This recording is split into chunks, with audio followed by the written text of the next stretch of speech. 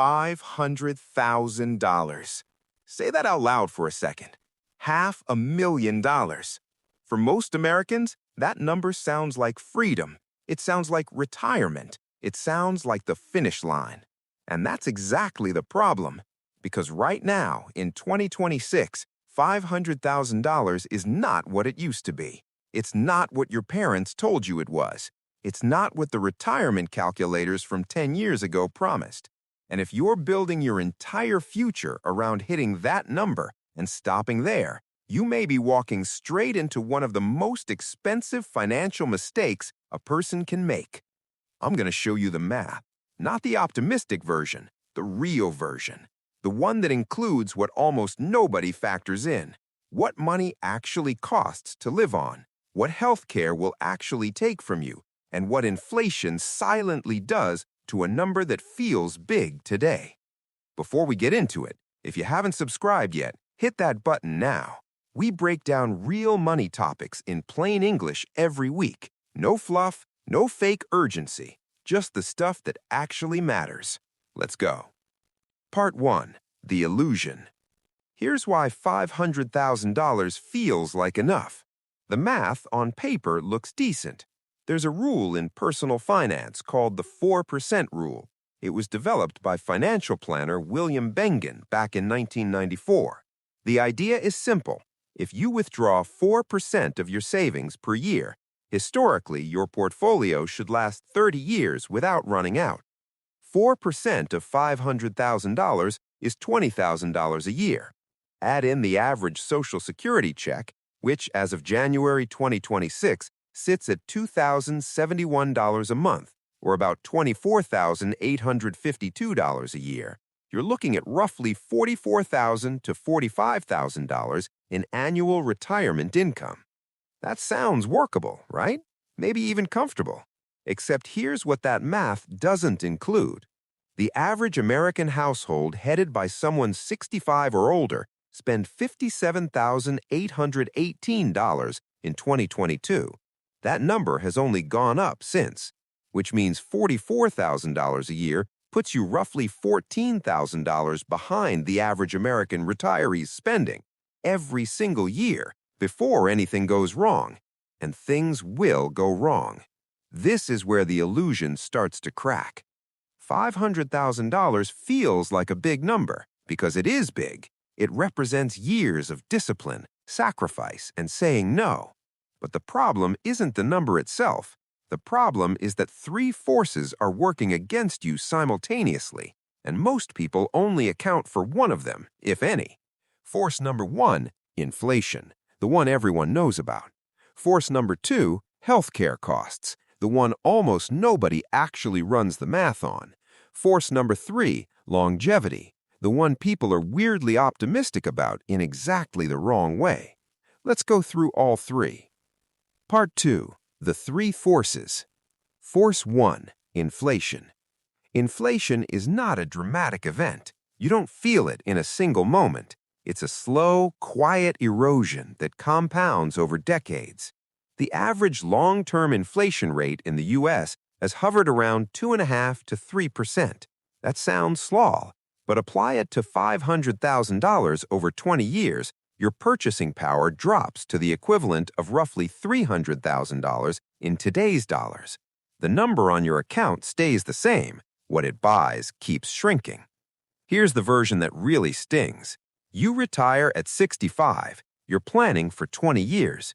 But the average American woman now lives to 87. The average man to 85. Your 20-year plan is actually closer to a 22-year plan at minimum. Possibly a 25-year plan, and every extra year costs money you weren't counting on spending. Force 2, healthcare, and this is the one that will genuinely shock you. In February 2026, just weeks ago, HealthView Services released their 2026 Retirement Healthcare Costs Data Report. Here's what it found. For a healthy 65-year-old couple retiring right now, total lifetime healthcare costs, Medicare premiums, Part D, Medigap, dental, vision, out-of-pocket expenses are projected to reach $955,411 in future dollars. Nearly $1 million in healthcare alone. Let that number sit for a second. That's not because they got sick. That's for a healthy couple. That's baseline. And here's what makes it worse. Healthcare inflation is projected at 5.8% annually. Social Security's cost of living adjustment in 2026 was 3.2%. Medicare Part B premiums rose 9.7% this year alone. The gap between what Social Security gives you and what healthcare takes from you is widening every single year. The report estimates that an average 65-year-old couple will need 84% of their entire lifetime Social Security benefits just to cover health care. For a 55-year-old couple retiring in 10 years, that number climbs to 104%. For a 45-year-old, 129%. More than everything Social Security will ever pay you, gone to medical expenses before anything else. Now ask yourself, where does that money come from if your total savings is $500,000? Force 3. Longevity. Here's the strange thing about people in retirement planning. They tend to wildly underestimate how long they'll live when they're deciding how much to save, and then panic when they realize they might outlive their money. According to Northwestern Mutual's 2025 Planning and Progress Study, 51% of Americans say they think it's likely they'll outlive their savings, more than half. And yet 35% of those same people say they haven't taken any steps to deal with that outcome. Living longer is wonderful, but financially, every extra year in retirement is a year of expenses your savings has to cover. At $20,000 a year from a $500,000 portfolio, 25 years of retirement depletes the principal entirely. And that's assuming zero market downturns, zero major medical events, zero unexpected costs. The math doesn't lie. It just tells you things you'd rather not hear. So what's the actual number? Americans themselves put it at $1.26 million for 2025, according to Northwestern Mutual's data. That's down from $1.46 million in 2024, likely because inflation has cooled slightly. But $1.26 million is still 2.5 times what $500,000 gets you. And here's what makes it even more sobering. Only 9% of Americans have 10 times their annual income saved. With average household income around $80,000, you'd need $800,000 just to hit that benchmark. Meanwhile, 1 in 4 Americans with any retirement savings at all say they have 1 year or less of their current income set aside. Bankrate's 2025 Retirement Savings Report found that 58% of American workers say their retirement savings are behind where they should be. 37% say they're significantly behind. So if you have $500,000 or you're building toward it, you're already ahead of most of the country. That matters. But being ahead of average doesn't mean you're in the clear. It means you're positioned to make the second move, the move that actually changes the trajectory. Here's what that looks like in practice. Step 1, run your actual number, not the optimistic version. Pull up your expected monthly expenses in retirement. Include housing, include healthcare. Add at least $500 to $700 a month for medical costs in your early retirement years. That number climbs as you age. If you're in a high cost of living area, add more. Compare it to what Social Security will realistically pay you. The gap between those two numbers is what your savings has to cover every year for the rest of your life. If that gap is $2,500 a month, you need $750,000 using the 4% rule, not $500,000. If it's $4,000, you need $1.2 million. Do the math before you retire, not after. Step 2, max every tax-advantaged dollar available to you. In 2026, the 401k contribution limit is $24,500 for employees under 50.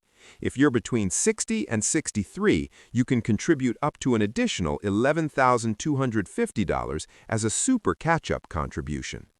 IRA limits are $7,500, An HSA, which is still the most underrated account in the entire tax code, lets you contribute $4,300 as an individual, $8,500 for a family, with triple tax advantages. Every dollar in these accounts works harder than a dollar in a taxable account because it compounds without being taxed year after year. Step 3. Build a healthcare buffer, separately. This is not part of your retirement fund. This is a dedicated account specifically for the category most likely to derail your plan.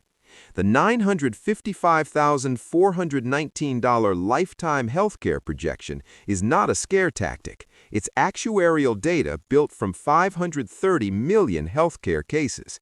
You can't ignore it because it feels uncomfortable. If you're using an HSA, max it every year. Pay your current medical bills out of pocket when you can afford to. Let the HSA compound untouched for decades. There's no time limit on reimbursement. Every receipt you keep today is money you can pull tax-free in retirement. Step 4. Don't let $500,000 become a psychological finish line. This is subtle, but it's where most people lose. They hit a number that sounds big, they ease off, they start spending a little more, tracking a little less, and the compounding machine that was supposed to take them from $500,000 to $1 million slows down at exactly the moment it should be accelerating. $500,000 invested at 8% returns $40,000. That's real money doing real work, but only if you leave it alone and keep adding to it. The moment you start treating it like an arrival, it stops growing the way it needs to grow. Here's what I want to leave you with. $500,000 is not a failure. It's not nothing. For millions of Americans, it represents years of real discipline. The data makes that clear. 58% of workers are behind on their retirement savings. The median savings balance sits around $87,000. If you're anywhere near $500,000, you've done something most people haven't. But the world that $500,000 was built for has changed. Healthcare costs are rising at nearly 6% per year. Social Security COLAs are running at 2.4%. The gap between what retirement costs and what you expected it to cost is widening every single year.